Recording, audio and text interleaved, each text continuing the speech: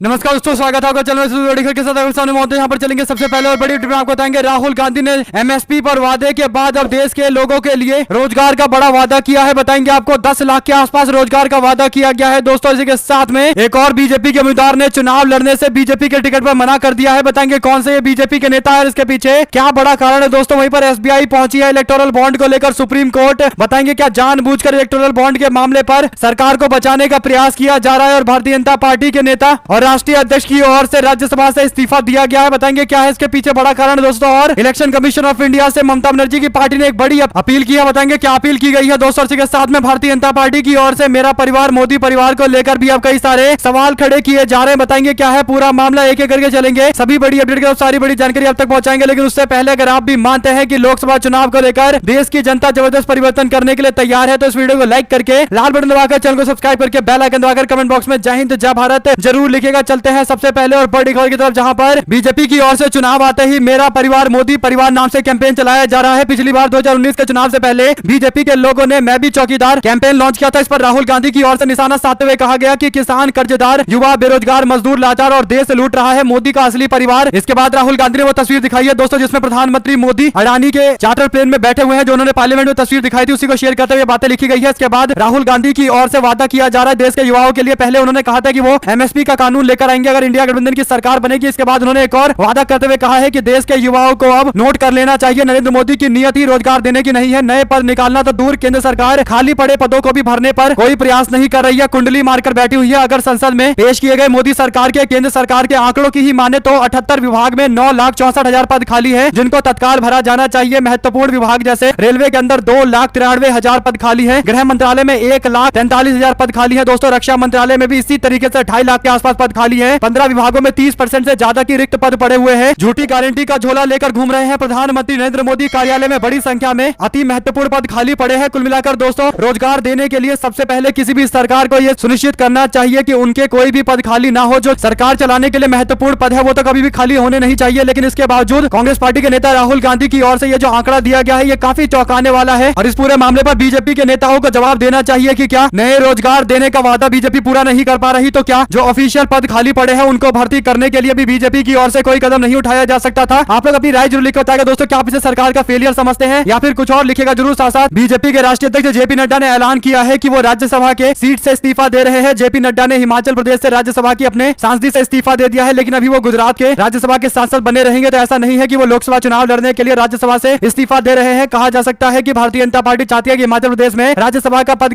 खाली रखा जाए ताकि आने वाले दिनों के अंदर उस पद का इस्तेमाल किया जा सकता है। दोस्तों जो बीजेपी के नेताओं को उम्मीद है वो लग रहा है ऐसा रहा है कि बीजेपी चाह रही है कि लोकसभा चुनाव के बाद हिमाचल प्रदेश के अंदर जो स्थिति बदलेगी उसके लिए राज्यसभा के एक पद को खाली रखा जाना चाहिए। उसके बाद से आगे के निर्णय लिए जा सकते हैं। आप लोग अपनी राय जरूर लिखकर बताएगा क्यों राज्यसभा के पद को खाली किया गया है। दोस्तों साथ साथ लोगों को यह जानने का पूरा अधिकार है कि क्यों भारत के अंदर किस राजनीतिक पार्टी को कितना पैसा कौन दे रहा है, कौन बड़े बड़े उद्योगपति इतना पैसा अपनी पार्टियों को दे रहे हैं और इससे क्या लाभ उनको मिल रहा है। हालांकि दोस्तों इलेक्शन कमीशन ऑफ इंडिया को रिपोर्ट देने के लिए सुप्रीम कोर्ट ने पहले ही कह दिया था। इलेक्शन कमीशन ऑफ इंडिया से कहा था कि आप नाम जारी करिए, आपको एसबीआई 6 मार्च तक सारे नाम बता देगा कि किसने उनके यहाँ से इलेक्टोरल बॉन्ड को खरीदा है और किस पार्टी को दिया है। इसके बाद आप लोग लिस्ट जारी कर दीजिए, अपने वेबसाइट पर डाल दीजिए ताकि जनता ये जान जाए कि किस राजनीतिक पार्टी को कौन बड़ा उद्योगपति पैसा दे रहा है। और इसके बाद इलेक्शन कमीशन ऑफ इंडिया की ओर से इलेक्टोरल बॉन्ड की स्कीम को ही पूरी तरीके से खारिज कर दिया गया, इलीगल घोषित कर दिया गया। लेकिन दोस्तों अब एसबीआई सुप्रीम कोर्ट पहुंची है। नाम जारी करने से पहले सुप्रीम कोर्ट में जाकर एसबीआई ने कहा है कि उनको 30 जून तक का समय चाहिए, यानी अभी और समय चाहिए नाम बताने के लिए कि किसने कितना पैसा किसको दिया है। यानी लोगों को लोकसभा चुनाव से पहले पता नहीं चलेगा कि कौन कितना पैसा किसको दे रहा है। दोस्तों इस पूरे मामले पर देखते हैं कोर्ट की ओर से क्या आदेश सामने आता है। राहुल गांधी बोले कहा नरेंद्र मोदी ने चंदे के धंधे को छुपाने के लिए पूरी ताकत लगा दी। जब सुप्रीम कोर्ट ने कहा कि इलेक्टोरल बॉन्ड का सच जानना देशवासियों का हक है, तब एसबीआई क्यों चाहता है कि चुनाव से पहले यह जानकारी सार्वजनिक ना हो। एक क्लिक पर निकाली जाने वाली जानकारी के लिए 30 जून तक का समय मांगना बताता है कि दाल में कुछ काला है या पूरी दाल ही काली है। देश की हर स्वतंत्र संस्थान मोडानी परिवार बनकर उनके भ्रष्टाचार पर पर्दा डालने लगी है। चुनाव से पहले मोदी के असली चेहरे को छिपाने का यह अंतिम प्रयास है। साथ साथ दोस्तों आप लोग इस पूरे मामले पर क्या राय देना चाहते हैं लिखकर जरूर बताइए। साथ साथ कोलकाता हाईकोर्ट के जस्टिस गंगोपाध्याय इस्तीफा देने का ऐलान किया है। उन्होंने रविवार को मीडिया से कहा कि वो मंगलवार को जज के पद से इस्तीफा दे देंगे। जस्टिस गंगोपाध्याय ने राजनीति में आने की इच्छा जाहिर की। इसके बाद कहा कि तृणमूल कांग्रेस के लोग मुझे बार बार आकर चैलेंज करते थे, व्यंग्यात्मक तौर पर कहते थे कि आप कभी चुनाव लड़के देखिए। कुल मिलाकर दोस्तों एक तरीके से हाईकोर्ट का जज अगर ऐसी बातों को दिल पर लेकर इस्तीफा देकर राजनीति में आएगा तो कहीं ना कहीं देश के जुडिशरी को लेकर सवाल खड़े होंगे। आप लोग अपनी राय जरूर लिखा बताएगा, क्या किसी जज को इस्तीफा देकर इसलिए मैदान में आना चाहिए क्योंकि पॉलिटिकल पार्टी के लोग उन पर टॉन्ट कर रहे हैं। क्या ये सही है या गलत है? आप लोग अपनी राय जरूर लिखकर बताएगा। साथ भ्रष्टाचार और संदेश खाली को लेकर तृणमूल कांग्रेस के वरिष्ठ नेता तापस राय ने विधायकी और पार्टी के सभी पदों से इस्तीफा दे दिया है। इतने दिनों तक वो इंतजार कर रहे थे और आखिरकार बाद में बीजेपी में जाने का उनका पूरा चक्कर दिखाई देने लगा है। आप लोग इसे किस तरीके से इंटरप्रेट करते हैं? अपनी राय जरूर लिखकर बताएगा। साथ साथ लोकसभा चुनाव के मद्देनजर सभी राजनीतिक पार्टियों ने अपने उम्मीदवारों की लिस्ट जारी करनी शुरू कर दी है और ऐसे में राष्ट्रीय लोक दल यानी बीजेपी के साथ गठबंधन में गए जयंत चौधरी की पार्टी ने 2 सीटों पर अपने उम्मीदवारों का ऐलान कर दिया। हालांकि उनको मिली भी 2 ही सीटें हैं। पहली सीट है बिजनौर की, दूसरी है बागपत की। बिजनौर की सीट से उम्मीद किया जा रहा था कि उनके कोई खास नेता मैदान में उतरेंगे, लेकिन उन्होंने चंदन चौहान को मैदान में उतारा है। जबकि बागपत की सीट जयंत चौधरी की खुद की सीट है। माना जा रहा था कि वो लोकसभा का चुनाव खुद इस सीट पर उतर जाएंगे, लेकिन अगर ऐसा करते तो उनको राज्यसभा के सीट से इस्तीफा देना पड़ता। शायद यही बड़ा कारण है कि वो राज्यसभा की सीट भी नहीं छोड़ना चाहते और बागपत जैसे उनके परिवार से जुड़ी हुई सीट पर वो किसी और उम्मीदवार को मैदान में उतार रहे हैं। डॉक्टर राजकुमार सांगवान को उन्होंने मैदान में उतारा है। साथ साथ विधान परिषद की एक सीट पर आरएलडी की ओर से एक उम्मीदवार उतारा गया है। दोस्तों, श्री योगेश्वर चौधरी को यहां से मैदान में उतारा गया है। देखते हैं अखिलेश यादव की पार्टी समाजवादी पार्टी और कांग्रेस पार्टी के इंडिया गठबंधन की ओर से मिलकर क्या निर्णय लिए जाते हैं, कौन सा उम्मीदवार उतारा जाता है। दोस्तों, साथ साथ स्टेट बैंक ऑफ इंडिया ने सुप्रीम कोर्ट में चुनावी बॉन्ड की जानकारी के 30 जून तक का समय जो मांगा है, इस पर कई सारे लोगों ने अपनी प्रतिक्रिया दी है। दोस्तों, एसबीआई ने सुप्रीम कोर्ट से क्या कहा आपको बताते हैं। सुप्रीम कोर्ट ने कहा कि 12 अप्रैल 2019 से 15 फरवरी 2024 तक विभिन्न पार्टियों के चंदे के लिए 22,217 चुनावी बॉन्ड जारी किए गए। भुनाए गए बॉन्ड को प्रत्येक चरण के आखिरी में अधिकृत शाखाओं द्वारा सील लिफाफे में मुंबई के मुख्य शाखा में जमा करा दिया गया है। एसबीआई ने कहा कि दोनों सूचना साइलों में जानकारी इकट्ठा करने के लिए 44,434 सेटों का रिकॉर्ड करना होगा। ऐसे में सुप्रीम कोर्ट के द्वारा 3 हफ्ते का समय पूरे प्रोसेस के लिए पर्याप्त नहीं है। कुल मिलाकर दोस्तों और ज्यादा समय मांगा जा रहा है। इसके पीछे कोडिंग डिकोडिंग का लॉजिक दिया जा रहा है। क्या ये लॉजिक सुप्रीम कोर्ट में चलेगा या कोर्ट की ओर से कुछ और कहा जाएगा? जो भी अपडेट आएगी आप लगातार पहुंचाते रहेंगे। साथ भारतीय जनता पार्टी ने 2 मार्च को 195 लोकसभा उम्मीदवारों की पहली लिस्ट जारी की थी। बीजेपी की लिस्ट आने के बाद पार्टी में तूफान आ गया है। 2 उम्मीदवारों ने लिस्ट में नाम आने के बाद भी चुनाव लड़ने से इंकार कर दिया है। दोस्तों, कई सारे नेताओं ने तो संन्यास ही ले लिया है। भारतीय जनता पार्टी के नेता आसनसोल से चुने गए पवन सिंह ने अपना टिकट वापस कर दिया, तो दूसरी ओर भारतीय जनता पार्टी के एक और नेता है उपेंद्र रावत, जिनको बाराबंकी से बीजेपी ने उत्तर प्रदेश में मैदान में उतारा था। लेकिन सोशल मीडिया पर रावत का एक आपत्तिजनक वीडियो वायरल हुआ था। उपेंद्र यादव ने इसे डी फेक बताया था, यानी ऑटो जनरेटेड वीडियो बताया था। उसके बाद उन्होंने बाराबंकी से चुनाव न लड़ने का ऐलान किया। गुजरात के पूर्व डिप्टी सीएम नितिन पटेल ने भी बीजेपी के चुनावी टिकटों को लेकर दावेदारी से पैर पीछे खींचे हैं। जयंत सिन्हा भी इस बार हजारीबाग से चुनाव नहीं लड़ेंगे और गौतम गंभीर का केस भी आपको पता ही है दोस्तों। तो इस तरीके से पहली बार भारतीय जनता पार्टी में देखने को मिल रहा है। कई सारे इसके पीछे लॉजिक है। आप लोग क्या समझ पा रहे हैं लिखकर जरूर बताएगा। साथ साथ झारखंड के पूर्व सीएम हेमंत सोरेन की पत्नी कल्पना सोरेन की सक्रियता राजनीति में और ज्यादा बढ़ गई है। कल्पना सोरेन ने सोमवार को गिरिडीह में आयोजित झारखंड मुक्ति मोर्चा के 51वें स्थापना दिवस समारोह में शामिल हुई। उन्होंने झंडा लहराया, इसके बाद जनसभा को संबोधित किया। इसके पहले रविवार शाम को उन्होंने सोशल मीडिया प्लेटफॉर्म एक्स पर हेमंत सोरेन के हैंडल से राजनीति में सक्रिय होने का ऐलान किया। उन्होंने अपने ससुर शिबू सोरेन और सास रूपी सोरेन से आशीर्वाद लेते हुए तस्वीर भी पोस्ट की है। देखते हैं झारखंड के अंदर आने वाले दिनों के अंदर क्या कुछ होने वाला है। दोस्तों, आप लोग कमेंट बॉक्स में अपनी राय जरूर बताएगा। साथ साथ बंगाल के अंदर क्या अलग स्पेशल केस है जो बार बार ऐसा लगता है कि मानो बंगाल इतना डिस्टर्ब एरिया है कि बार बार अलग अलग चरणों में चुनाव कराने पड़ते हैं। तृणमूल कांग्रेस के एक प्रतिनिधिमंडल ने सोमवार को कोलकाता में भारतीय निर्वाचन आयोग यानी इलेक्शन कमीशन ऑफ इंडिया के पूर्ण पीठ से मुलाकात करते हुए राज्य के सभी 42 संसदीय क्षेत्र में लोकसभा का चुनाव एक ही चरण में कराने की मांग की है। प्रतिनिधिमंडल का नेतृत्व कर रहे टीएमसी के लोकसभा के सांसद कल्याण बंदोपाध्याय ने चुनाव आयुक्त के साथ बैठक के दौरान कहा कि हम लोग चाहते हैं कि 7 चरण, 8 चरण या 10 चरण में चुनाव कराने की जगह मात्र 1 चरण में चुनाव कराया जाए। जितने ज्यादा चरण में चुनाव कराए जाएंगे इसका फायदा भाजपा के लोगों को होगा। 2019 में पश्चिम बंगाल के अंदर लगभग 7 चरणों में चुनाव कराए गए। हमने मतदान की तारीखों की घोषणा से पहले ही राज्य में सीएपीएफ यानी केंद्रीय सशस्त्र पुलिस बल कर्मियों की तैनाती को हरी झंडी दे दी। हमारे पास उपलब्ध जानकारी के अनुसार सीएपीएफ यानी सेंट्रल आर्म्ड फोर्स के कर्मियां महिलाओं सहित आम लोगों को बीजेपी को वोट देने के लिए डरा रहे हैं। वे वास्तव में केंद्र में सत्ताधारी पार्टी के एजेंट के रूप में काम कर रहे हैं। दोस्तों, हाईकोर्ट ने आम आदमी पार्टी को एक झटका दिया है। दिल्ली के राव जेवन्यू कोर्ट स्थित पार्टी के कार्यालय को खाली करने के आदेश जारी कर दिए गए हैं। 15 जून 2024 तक का समय दे दिया गया है। कोर्ट ने कहा कि ये भूमि उच्चतम न्यायालय की है, इसे जल्द खारिज किया जाना चाहिए। इस पर कोई भी कब्जा स्वीकार नहीं किया जाएगा। देखते हैं आम आदमी पार्टी की ओर से क्या फैसला लिया जाता है। साथ साथ दोस्तों, सुप्रीम कोर्ट ने किसानों की मांग पर विचार करने के लिए केंद्र सरकार को निर्देश देने के अनुरोध वाली याचिका को खारिज कर दिया है। सुप्रीम कोर्ट ने सोमवार को प्रदर्शनकारी किसानों की उचित मांगों पर विचार करने के केंद्र सरकार और विभिन्न राज्य सरकारों के निर्देश देने वाली याचिका को वापस ले लिया है, मानते हुए खारिज कर दिया गया है। दोस्तों, शासक न्यायमूर्ति सूर्यकांत की अध्यक्षता वाली पीठ से याचिका के वकील ने शुरुआत में याचिका वापस लेने की अनुमति देने का अनुरोध किया है और नई याचिका दायर करने की स्वतंत्रता मांगी है। देखते हैं क्या जानकारी आने वाले दिनों के अंदर और भी आती है। दोस्तों, शासक अपने पुराने वादों का हिसाब दे, मोदी सरकार 100 दिनों की कार्य योजना पर गहलोत का सवाल। अशोक गहलोत ने सोशल मीडिया पर लिखा कि हमारे देश के युवाओं को भावनात्मक मुद्दों से भ्रमित होने के बजाय राहुल गांधी की इन बातों और तथ्यों और चिंताओं को जानकर और सोच समझकर अपने भविष्य के बारे में आगे बढ़ना चाहिए। उन्होंने बीजेपी के द्वारा पहले किए गए 100 दिनों के कार्य की योजना को लेकर भ्रमित दावे पर निशाना साधा है। आप लोग अपनी राय जरूर लिखकर बताएगा। दोस्तों, साथ साथ दिल्ली के वित्त मंत्री आतिशी ने सोमवार को राज्य विधानसभा में पेश किया है वित्त वर्ष 2024-25 के लिए बजट, जिसमें 73,000 करोड़ रुपए के परिव्यय का बजट पेश किया गया है। अपना पहला बजट पेश करते हुए आतिशी ने मुख्यमंत्री महिला सम्मान योजना की घोषणा की है, जिसके तहत 18 वर्ष और उससे अधिक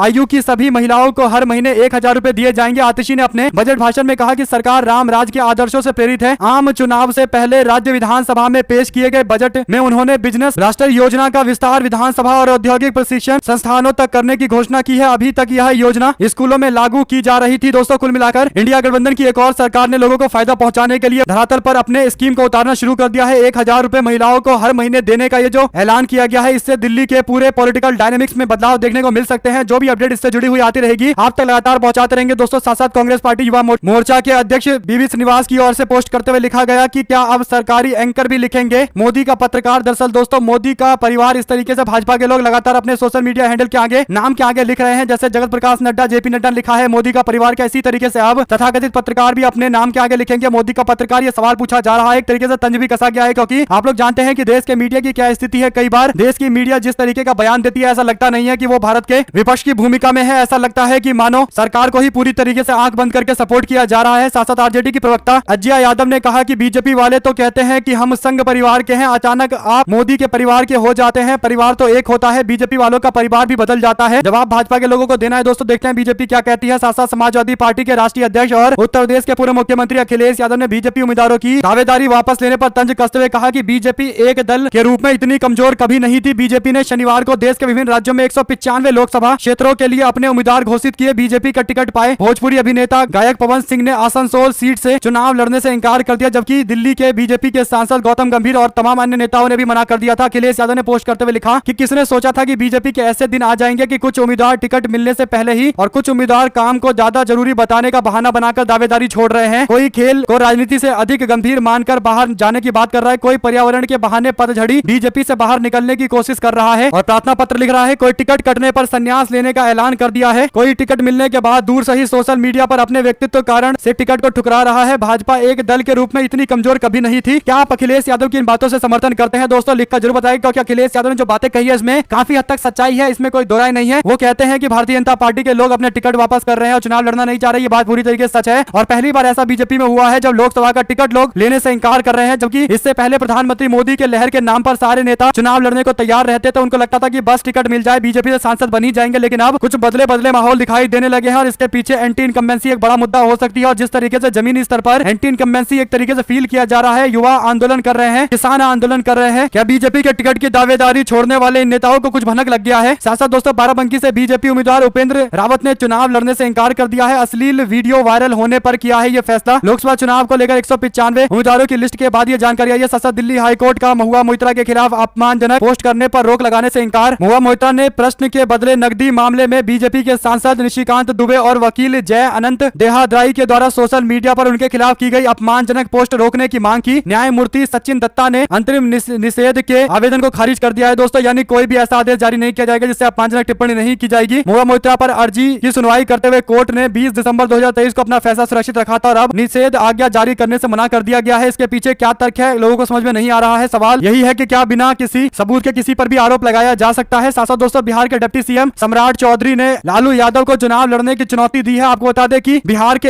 एकमात्र मास लीडर जिन्हें कहा जाता है, जिनके एक आह्वान पर लाखों की संख्या में लोग आकर खड़े हो जाते हैं, जैसा कि लोगों ने पटना के अंदर देखा था आरजेडी की रैली में। बिहार की राजधानी पटना में महागठबंधन की जन विश्वास रैली के बाद प्रदेश की सियासत गर्मा गई है। बीजेपी के नेता अब लालू यादव को चुनाव लड़ने की चुनौती दे रहे हैं। सम्राट चौधरी ने लालू यादव को सबसे बड़ा राम विरोधी बताते हुए कहा कि आरजेडी के लोग जिस सीट से कहेंगे चुनाव लड़ने के लिए तैयार हूं और जीतूंगा भी। पटना के पत्रकारों से चर्चा करते हुए उप मुख्यमंत्री सम्राट चौधरी ने आरजेडी के परिवारवाद पर तंज कसते हुए ये बातें कही है। दोस्तों, कुल मिलाकर बीजेपी के नेता सम्राट चौधरी बड़ी बड़ी बातें कर रहे हैं। वो ये भी कह रहे थे कि जब तक नीतीश कुमार को सत्ता से बाहर नहीं करेंगे तब तक अपना पगड़ी नहीं खोलेंगे और उसके बाद उन्होंने नीतीश कुमार के साथ ही सरकार बना ली है। नीतीश कुमार को सपोर्ट करके उनके मुख्यमंत्री के पद के नीचे काम कर रहे हैं। ऐसे में दोस्तों, उनके बयान पर, उनके बातों पर कैसे लोग विश्वास कर सकते हैं, ये बड़ा सवाल है जिसका जवाब उनको खुद ही देना पड़ेगा। साथ साथ अमानतुल्लाह खान की अग्रिम जमानत याचिका पर फैसला सुरक्षित रखा गया है। खान पर वक्फ बोर्ड से जुड़े मनी लॉन्ड्रिंग का मामला दर्ज है। देखते हैं इस पूरे मामले पर आगे क्या कार्रवाई की जाती है। साथ साथ एक और बड़ी अपडेट है दोस्तों, एसबीआई के द्वारा सुप्रीम कोर्ट में याचिका दाखिल करने पर समाजवादी पार्टी के प्रवक्ता आईपी सिंह बोले, कहा एसबीआई ने पूरे मामले को टालने के मुकम्मल तैयारी कर ली है। इसके पीछे प्रधानमंत्री और गृह मंत्री जी है। वे नहीं चाहते हैं कि देश के सामने चुनाव के दौरान बीजेपी की काली कमाई सामने आए। सुप्रीम कोर्ट आराम से उनकी अपील स्वीकार कर लेगी। जो काम 12 घंटे में हो सकता है, 30 जून तक का समय दिया जा रहा है। विपक्ष इस बात को समझ रहा था वही काम सरकार ने किया है। साथ साथ चंडीगढ़ में बीजेपी उम्मीदवार ने जीता सीनियर डिप्टी मेयर का चुनाव। कांग्रेस पार्टी और आम आदमी पार्टी के लिए अच्छी खबर नहीं है दोस्तों। 36 पार्षदों ने वोट किए थे, वहां पर भारतीय जनता पार्टी के कुलजीत सिंह संधू को 19 वोट मिल गए, जबकि आम आदमी पार्टी और कांग्रेस पार्टी के उम्मीदवार को मात्र 16 वोट मिले। जबकि मेयर पद के चुनाव में 21 वोट इंडिया गठबंधन को मिले थे, लेकिन यहाँ पर एकदम उल्टी स्थिति देखने को मिली है। कुल मिलाकर सवाल फिर यही है कि क्या भारतीय जनता पार्टी सही तरीके से वोट जुटाकर लाई है, क्योंकि बीजेपी के काफी कम वोट है, लेकिन भाजपा को कई सारे पार्षदों ने सपोर्ट भी किया है। आप लोग अपनी राय जरूर बताएगा। साथ साथ सीनियर लीडर तापस राय ने तृणमूल कांग्रेस छोड़ी, कहा हर तरफ भ्रष्टाचार है, मेरी इज्जत नहीं की जा रही है। ईडी के छापे पड़े तो साथ नहीं दिया। दरअसल दोस्तों देश के केंद्रीय एजेंसी ने जमकर छापेमारी की थी, ईडी के छापे पड़े तो साथ नहीं दिया गया है, यह आरोप लगाते हुए तृणमूल कांग्रेस उन्होंने छोड़ा है। हालांकि तृणमूल कांग्रेस केवल छोड़ेंगे ही, आगे और बढ़ेंगे, क्या भाजपा में ज्वाइनिंग करेंगे, क्योंकि ईडी के छापे तो उन पर पड़ ही चुके हैं। और आप लोग जानते हैं जब केंद्रीय जांच एजेंसी किसी के पीछे पड़ जाती है तो उसका अंतिम परिणाम क्या होता है, या तो वो बीजेपी ज्वाइन कर लेता है या फिर किसी जेल के चक्की पीस रहा होता है, जैसा कि कई बार विपक्ष के लोग आरोप भी लगाते आए हैं। दोस्तों आप लोग अपनी राय जरूर बताएगा। साथ प्रधानमंत्री मोदी आजकल तमिलनाडु के बार बार दौरे कर रहे हैं। प्रधानमंत्री मोदी बीते दिन भी तमिलनाडु में थे, कहने लगे कि डीएमके परिवार को लूटने नहीं देंगे, लूटा पैसा वापस लोगों को लौटाएंगे। तमिलनाडु के अंदर प्रधानमंत्री इस तरीके का वादा कर रहे हैं, जो वादा 2014 के दौरान उन्होंने देश के लोगों से किया था कि देश के लोगों का लूटा हुआ पैसा लौटाएंगे, काला धन वापस लेकर आएंगे। लेकिन 10 साल होने को है, आज तक 1 फूटी काला रुपया देश में वापस नहीं आया है। दोस्तों क्या तमिलनाडु के लोग प्रधानमंत्री मोदी के इस वादे पर विश्वास करेंगे, ये सबसे बड़ा सवाल है। साथ साथ ईडी का सलमान खुर्शीद की पत्नी लुइस के खिलाफ बड़ा एक्शन। पीएमएलए यानी prevention of money laundering act के तहत जब्त की गई है 45 लाख की संपत्ति। केंद्रीय जांच एजेंसी प्रवर्तन निदेशालय ने ईडी के माध्यम से बड़ी कार्रवाई की है। ईडी ने वरिष्ठ कांग्रेस पार्टी के नेता और पूर्व केंद्रीय मंत्री सलमान खुर्शीद की पत्नी लुइस खुर्शीद की संपत्ति जब्त कर ली है। केंद्रीय जांच एजेंसी की ओर से फरुखाबाद में यह जब्ती की गई है। दोस्तों 29 लाख रुपए जब्त किए गए हैं कैश में, और इसके बाद 4 बैंकों के अकाउंट से 16 लाख रुपए जब्त किए गए हैं। इस तरीके से बार बार कार्रवाई की जा रही है। जाकिर हुसैन मेमोरियल ट्रस्ट में घपले से जुड़ा हुआ ये पूरा मामला है। आप लोग अपनी राय जरूर लिखकर बताएगा, क्योंकि उत्तर प्रदेश के अंदर कांग्रेस पार्टी के नेता सलमान खुर्शीद भी चुनाव लड़ सकते हैं, इसमें कोई दो राय नहीं है। साथ साथ स्पेनिश महिला से गैंग रेप मामले में गिरफ्तार अपराधियों की खबर सामने आने के बाद भारतीय जनता पार्टी उत्तर प्रदेश के प्रवक्ता प्रशांत उमराव कहने लगे कि स्पेनिश महिला से गैंग रेप मामले में गिरफ्तार राइस बैग कन्वर्टेड राजन मरांडी, प्रदीप किस्कू और सुखलाल हेम ब्रह्म ईसाई मशीनरी के लिए काम करते हैं, यानी ईसाई धर्म को फैलाने के लिए काम करने वाले ये सारे लोग हैं जिन्होंने इस कुकृत्य को अंजाम दिया है। इस पर लोगों ने जवाब देते हुए कहा कि इतनी विभत्स घटना में किसी मुस्लिम के सामने नहीं आने के बाद, किसी मुस्लिम को ब्लेम नहीं करने के बाद अब ये लोग क्रिश्चियनिटी को फैलाने वाले लोगों को लिखकर क्रिश्चियनिटी के खिलाफ सवाल खड़े कर रहे हैं। इनको किसी भी विक्टिम यानी जो पीड़िता है उसके साथ कोई सिंपैथी नहीं है, ये केवल यूज करना चाहते हैं इस पूरे मामले को और वेपनाइज करना चाहते हैं। आप लोग अपनी राय जरूर लिखकर बताएगा। दोस्तों साथ साथ सोशल मीडिया पर I love you Lalu ji भी ट्रेंड करता दिखाई दे रहा है। प्रधानमंत्री मोदी ने लालू प्रसाद यादव के बयान को लेकर ही कहा था कि पूरा देश का परिवार ही मेरा परिवार है, पूरे देश के लोग ही मेरे परिवार है। लालू यादव ने टिप्पणी करते हुए कहा था कि जिनके अपने परिवार नहीं है वो क्या समझेंगे परिवार के बारे में, यानी उनका निशाना प्रधानमंत्री मोदी की तरफ था। इसके बाद बीजेपी के लोग मैं भी मोदी का परिवार इस तरीके से ट्रेंड करा रहे हैं, इस तरीके से अपने बायो में लिखकर संदेश भेजने की कोशिश कर रहे हैं, बीजेपी के कैंपेन से जुड़ रहे हैं। सोशल मीडिया पर लोगों ने लालू यादव को लेकर भी ट्रेंड चलाया, लगभग 68,000 लोगों ने ट्रेंड चलाया। इसमें लिखा हुआ था I love you Lalu ji, और प्रधानमंत्री मोदी वाला ट्रेंड भी नीचे चल रहा था, मोदी का असली परिवार। तो इस तरीके से लोगों ने जवाब देना भी शुरू कर दिया है। आप लोग अपनी राय जरूर लिखकर बताएगा। कम संसाधनों और अधिक कार्य करने वाली आरजेडी के समर्थकों ने दुनिया की सबसे बड़ी पार्टी का दम भरने वाले को खदेड़ा है। ट्विटर पर लगातार ट्रेंड हो रहा है I love you Lalu ji. आप इनमें से कौन से ट्रेंड को सपोर्ट करते हैं दोस्तों, या फिर आप लोग की कोई और राय है? अपनी राय जरूर स्पष्ट कीजिएगा। साथ साथ हर गरीब, हर पिछड़ा, देश का हर नागरिक राहुल गांधी का परिवार है, तभी तो वो हर भारतीय की तरक्की की बात करते हैं। उधर मोदी जी हैं, उनके लिए अडानी ही उनका परिवार है, तो अडानी के विकास के लिए वो देश को बेचने से भी नहीं चूकते हैं। राहुल गांधी की इन बातों पर आप लोगों की क्या प्रतिक्रिया है दोस्तों, लिखकर जरूर बताएगा। साथ साथ लालू यादव ने बिहार में जो बातें कही थी उसका दूर तक असर देखने को मिल रहा है। राजधानी पटना के गांधी मैदान में जन विश्वास महारैली के दौरान लालू यादव ने कहा था कि प्रधानमंत्री मोदी हिंदू नहीं है। लालू ने परिवारवाद पर भी हमला किया था। अब लालू यादव को बीजेपी की ओर से जवाब दिया जा रहा है। बीजेपी के उप मुख्यमंत्री रह चुके सुशील कुमार मोदी ने सोमवार को बयान जारी करते हुए कहा कि प्रधानमंत्री नरेंद्र मोदी अयोध्या से लेकर संयुक्त अरब अमीरात तक हिंदुओं के मंदिरों की स्थापना करवाते हैं, संतों का सम्मान करते हैं, सैनिकों के साथ दिवाली मनाते हैं, फिर उनको हिंदू नहीं कहना गलत बात है। जबकि लालू यादव सावन में मटन मीट खाने वाले और राम मंदिर का बहिष्कार करने वाले हिंदू हैं। कुल मिलाकर दोस्तों जो सवाल लालू यादव ने खड़े किए थे एकदम जेन्युइन सवाल थे। उन्होंने कहा था कि प्रधानमंत्री मोदी ने उनकी माता की मृत्यु के बाद अपने बाल क्यों नहीं कटवाए थे, जबकि ये एक सिंपल संस्कार होता है। हिंदू समाज के लगभग सारे लोग इस बात को मानते हैं और यही करते हैं। तो प्रधानमंत्री मोदी ने ऐसा क्यों नहीं किया था, ये बड़े सवाल है। साथ साथ बता दें कि आप क्या मोदी का साथ छोड़ेंगे? अपने आप को मोदी का हनुमान बताने वाले चिराग पासवान, उनकी एक तस्वीर को लेकर भी अब चर्चाएं चल रही है। दरअसल दोस्तों तेजस्वी यादव और चिराग पासवान एक दूसरे को बड़े भाई छोटे भाई की तरह देखते हैं, तो उनके लिए साथ में आना भी कोई बड़ी बात नहीं है। सवाल सबसे बड़ा यह है कि क्या भारतीय जनता पार्टी चिराग पासवान को अलग थलग करेगी नीतीश कुमार को साथ लाने के लिए, क्योंकि नाराजगी तो पूरी तरीके से तय है। आप लोग अपनी राय जरूर लिखकर बताएगा। हमारे साथ लगातार जुड़े रहने के लिए आप सभी दोस्तों, भाइयों, बहनों, मित्रों का बहुत बहुत धन्यवाद। देख रहे थे आपका अपना चैनल जय हिंद जय भारत। इस वीडियो को अपने लोगों तक शेयर करना मत भूलिएगा दोस्तों। बहुत बहुत धन्यवाद।